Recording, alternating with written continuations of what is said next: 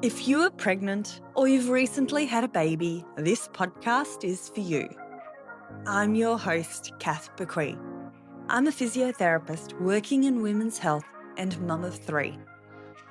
Inside my online program, Fitness Mama, I help women feel confident and strong inside out as they navigate pregnancy, birth, and postnatal recovery. Each week, I bring you 2 episodes to support you on your motherhood journey. Whether it's real and raw birth stories from fellow mums, expert interviews with trusted health professionals, or bite-sized Q&As where I answer your most common questions. It is possible to feel amazing in your body during this stage of life, and I want that for you. Come and say hi on Instagram at kathbequee.physio, and let's dive into today's episode. Hello and welcome back to the Pregnancy, Birth and Recovery podcast. My name's Kath Bequee. If we haven't met, I'm a mum of 3 and a perinatal physiotherapist, and today we're diving into a topic I'm really passionate about. I love seeing clients with this in the clinic. This is what my online program, Fitness Mama, is all about, and we're discussing pelvic floor exercises to help you prepare for birth. In this episode today, we're discussing why pelvic floor exercises are so helpful during birth and during pregnancy, birth and recovery, which types of exercises are the most beneficial, how to work with your pelvic floor to support all the important aspects, when to seek help, and we might even do a short pelvic floor exercise set at the end of the episode. So if you want me to guide you through a whole set of pelvic floor exercises which are perfect for birth prep, stay with me to the end. So let's first of all get on the same page really quickly. Our pelvic floor muscles are like a supportive hammock at the base of the pelvis. They play a huge role in supporting our organs of the pelvis, so our bladder, our bowel, our uterus during pregnancy, and they do stretch to allow the baby to pass through during birth. There's research to suggest that a strong but also functional pelvic floor can help with smoother recoveries and potentially reduce the need for certain interventions like forceps, which can be associated with an increased risk of prolapse or perineal trauma, such as obstetric anal sphincter injury, which is an OASIS. So we are understanding more and more that it's not just about getting a strong pelvic floor, but we also want a functional pelvic floor. So I'll explain that a little bit more in a tick, but there are several factors at play, how pelvic floor affects birth. So let's quickly run through the things as a pelvic floor physio I am looking for when I see someone for a one-on-one assessment. So if someone has high tone pelvic floor where their muscles are perhaps tight and not releasing properly, this is something I can work through with you to help your muscles become lower tone and help you learn how to release and relax your pelvic floor appropriately. As I've just mentioned, we sometimes have, and it can be slightly nuanced, so it's I'm blabbing here, but we want to look for a high-tone pelvic floor. We want to look out for any pelvic floors that are non-relaxing or co-contracting pelvic floors. So it's sort of similar to the first one, but they're a little bit different. We want to look into whether or not perineal massage would be beneficial for you, which can be practiced from 35 weeks onwards once you've got your medical clearance. And as a pelvic floor physio, we can help support these factors because these have been found to be linked with and associated with an increased risk of forceps and perineal trauma. So while exercises won't guarantee any specific outcomes because there's a lot more to birth than just your pelvic floor. They are one of the few things we can do proactively to support our body in preparation for birth and beyond. And a lot of what we are discussing today, it would be helpful even if you end up having a cesarean, because we're discussing ways to have a healthy pelvic floor. And we know that pregnancy alone is a risk factor for future issues. We know that menopause is a risk factor, and we're all going to go through menopause, hopefully, if we reach a certain age. So our pelvic health has long been forgotten in history, and I guess now we're having a bit of a resurgence. I don't know if that's the right term, but we are becoming more and more aware, and research is helping guide us that this is actually really important to not only help improve birth outcomes, but also improve our pelvic floor recovery and postnatal recovery in terms of helping us stay drier, not accidentally leaking, helping manage prolapse, pelvic organ prolapse. So that's that sensation of vaginal bulge, lump, that heaviness sensation. So let's discuss which pelvic floor exercises are helpful. As I just alluded to, it's not just about doing your Kegels and not just about doing squeezes. For birth and recovery, we want a pelvic floor that is strong, so we're able to lift and hold it when we need. We want a pelvic floor that's responsive, so able to switch on quickly. For example, if we're coughing or sneezing or lifting something heavy, we'd love a pelvic floor that can switch on quickly to help support the area. We want a pelvic floor that can relax fully and able to release and soften, which is, as I mentioned, it's really crucial for and during labour and birth.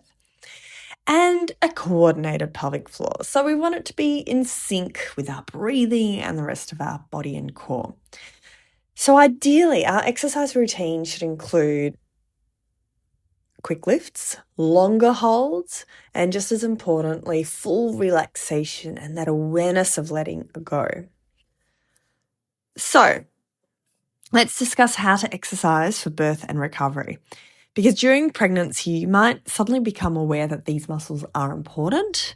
And I know there's a lot of viral TikToks going around where we're doing pelvic floor exercises, and that might be great. I will say a little bit more about that in a little bit in terms of when to seek help, because not all, even this set of pelvic floor exercises I'm doing at the end of this podcast, it might not be appropriate to you depending on your particular circumstance. So during pregnancy, it is an ideal time. If you haven't been aware of pelvic floor before, and you probably haven't if you haven't had any issues with leaking, incontinence, prolapse, sexual pain, that sort of stuff, it's probably an ideal time to become acquainted with our pelvic floor. So this might be the perfect opportunity to proactively see a pelvic floor physio. I love seeing my women when they come and see me in their second trimester, because we can do an internal pelvic floor if that's something they're after. We can get them sorted, tweak their program, get their pelvic floor strong, or, concentrate on any concerns that they've got. And then we can see them when they're 34, 35, in their last trimester, and where we can then talk about the preparing for birth information. If I see someone for the first time at 35 weeks, sure, it's still better than nothing, but let's say there's, as I mentioned, the high tone pelvic floor, or it's not relaxing fully, or perhaps they're really weak and they're struggling to contract in the first place, or they've got reduced awareness. We just have less time to sort out their pelvic floor before all the birth prep. So it's just giving us less of a leeway, but it's still better than nothing. So, if you're listening to this and you're already 36 weeks, that's okay. There's always support available, no matter where you're at in your stage. And where was I going? I think I totally went on a tangent just then. But that's when I help as a physio. We can help support you during pregnancy with your pelvic floor exercises. Things that you can do by yourself that don't involve seeing a pelvic floor physio. You might Exercising is number one. We know with research that for women who can maintain their exercise during pregnancy, this is like probably one of the most important things you can actually even do to help have a stronger postnatal recovery. So you don't even need to do anything with your pelvic floor. And we know that if you're exercising throughout your pregnancy, your pelvic floor is probably going to be stronger postpartum. That's what research is alluding to, which is amazing. This is where I created my app because I know that it's not always easy to exercise in pregnancy. I'm a mum of 3. I know how hard it was to exercise when I had the pelvic girdle pain. So this app has easy exercises you can do with pelvic girdle pain that will help support your pelvic girdle pain. It helps so many women reduce their pelvic girdle pain, but it helps, the aim is not necessarily to cure your pelvic girdle pain, because sometimes that's not possible depending on the baby positioning and all the rest, but to help you manage your pelvic girdle pain so that you can stay strong during pregnancy, function, keep the pain under control, and help you still be able to do what you need during pregnancy. So pelvic girdle pain can often be a big reason why women stop exercising. The other one is fatigue and nauseousness. And I get it, first trimester, even beyond, throughout all trimesters. If you're feeling tired, if you're feeling nauseous, if you're feeling drained, it might not be the time to go and do an hour workout at the gym. And this is where 10 minutes of quality exercises that you can do in the comfort of your home, it can really make a big difference when you add that up throughout, daily or a few times a week. By the time you get to the end of your pregnancy, that's so many beautiful stepping stones to help support you through your pregnancy exercise journey. Other things you can do to support your pelvic floor at home is get in tune with your breathing. So as you breathe in through your nose, feel that beautiful diaphragm expand. As you breathe out, feel that diaphragm release and relax and drop down. Feel that rib cage expand, feel that rib cage go back again. I'm losing my words here. So deep breathing, getting in tune with that deep breath, so important for birth. And then we can even start to pair that. If you become aware of your deep breathing and that diaphragmatic breathing, you may notice that your pelvic floor is gently moving with your deep breath too. And this is something I help support women through when they see me one-on-one. So to put things simply, during pregnancy, we absolutely want to be staying strong.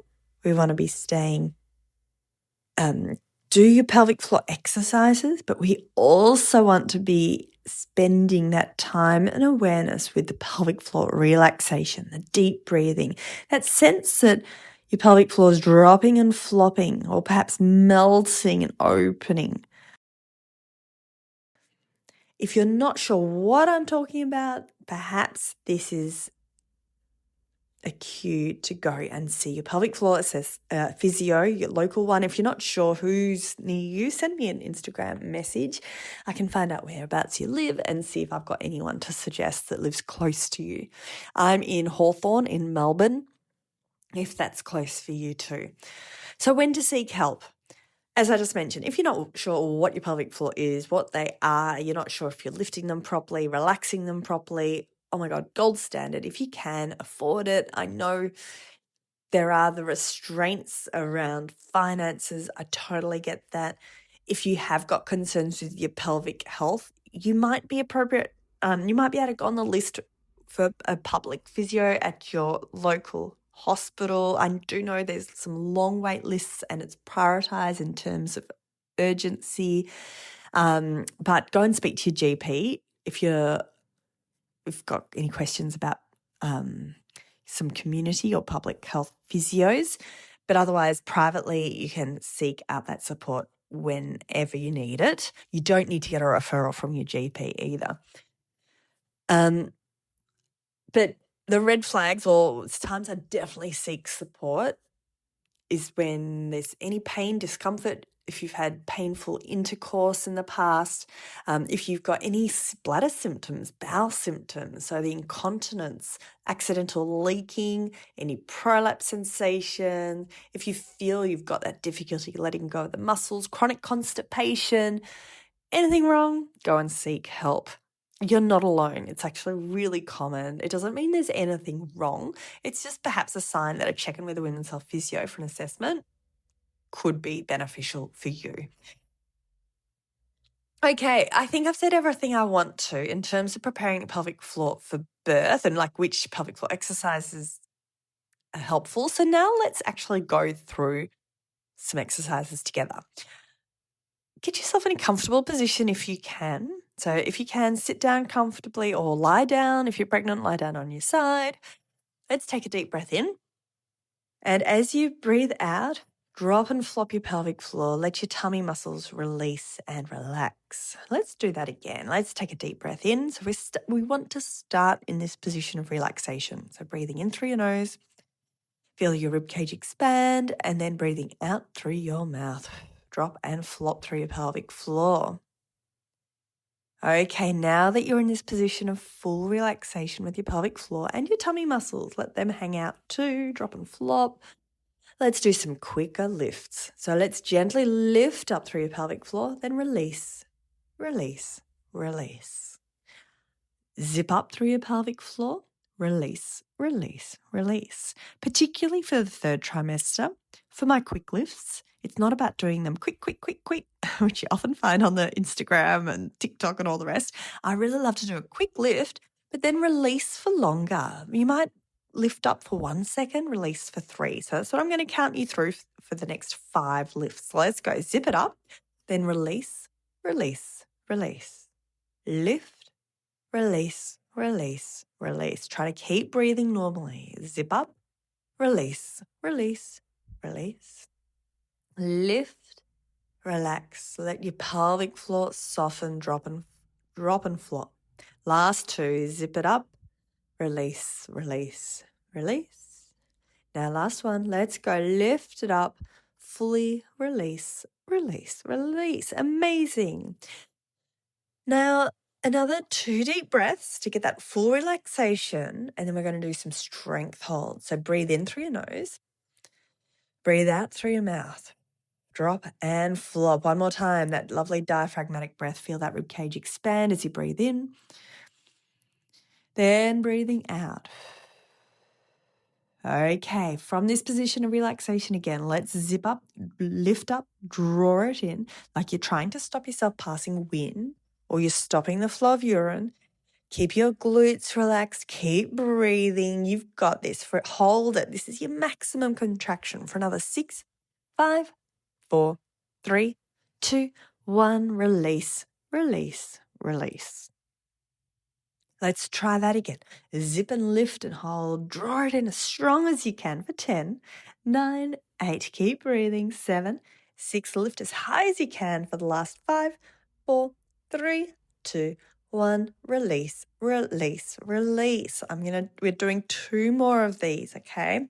I know you'll all probably tune out if we do any more, and I'm not going to take you through a minute whole. I don't think anyone's going to stay on a podcast episode while we're counting to 60 seconds, but I'll talk you through it. Let's go. Zip up as strong as you can. Your maximum lift. You've got this for 10, 9. Keep breathing. 8, 7, 6, 5, 4, 3, 2, 1. Release, release, release. This is a last strength hold, ladies. Let's go. Zip up and lift. 10, 9, 8, 7, 6, 5, 4, 3, 2, 1. Fully release, release, release. Now, if you could not hold for 10 seconds, don't worry. You hold for whatever you can hold for. See a pelvic floor physio if you're worried that you can't, that you don't have the strength. But if you can only do 5 seconds well, do 5 seconds well. I prefer quality, not quantity. Now, the endurance lift, the longer hold for up to a minute, I like that at the 50% mark. So it's a half lift. It's your slow twitch muscle fibers. It's not your strength. It's not the strongest one. It's a half lift. And then you hold it for up to 60 seconds while you're still breathing. I'm not going to talk you through that. I do have other pelvic floor exercises where I do take you through that, but we won't today. But to wrap it up, Pelvic floor exercises are a powerful way to prepare your body for both birth and support your recovery. And by working on the strength, the responsiveness, the relaxation, you're really giving yourself a solid foundation. It is also important to acknowledge, no matter how well we prepare, birth is unpredictable, and that's okay. So these exercises support your body regardless of how your birth unfolds, whether it's vaginal, cesarean, with or without interventions. If you'd like more guidance, if you would like to be able to exercise during pregnancy and prepare your body for birth, we've got these beautiful birth preparation workouts. I would love you to check out the Fitness Mama app. There's a free 7-day trial. Just use the 7 days free. There's no, if you don't want to carry on for the 7 days, that's absolutely fine. Just come and check it out. There's nothing to lose, everything to gain, because you'll find safe physio-led pregnancy and postnatal workouts that you can do at home, along with extra resources for your pelvic floor. And of course, if you want to come and see me in Hawthorne at the clinic at Hatched House, all those links are in the show notes. Amazing. If you've stayed with me to the end, you're doing an amazing job. If you've got a pregnant friend, share this episode with them. Share the love. Thank you for joining me yet again. And we'll catch you very soon for another episode of the Pregnancy, Birth and Recovery podcast. Thanks for listening to the Pregnancy, Birth and Recovery podcast, brought to you by Fitness Mama, your app for home-based, physio-led pregnancy and postnatal workouts. If you found this episode helpful, please tap follow, leave a quick review, and share it to your stories. Tag at kathbequee.physio. I'd love to connect and cheer you on. And don't forget to check out the free trial at fitnessmama.com/free to start feeling confident, strong, and supported today. Until next time, remember, a strong body, a confident birth, and empowered recovery is something you deserve. This podcast is for informational purposes only and is not a substitute for individual medical advice, diagnosis, or treatment. Please consult your healthcare provider for your personalised guidance.